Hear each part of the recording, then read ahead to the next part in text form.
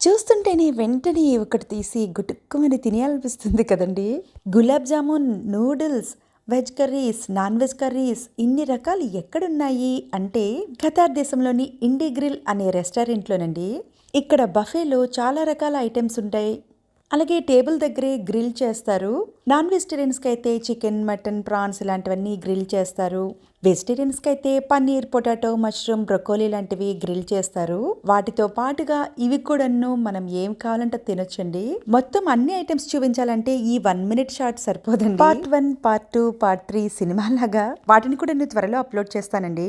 మీకు ఏ స్వీట్ అంటే ఇష్టమండి? అలాగే కేక్స్‌లో కూడా ఏ ఫ్లేవర్ అంటే ఇష్టం? ఇదేమో Indian sweet of the day.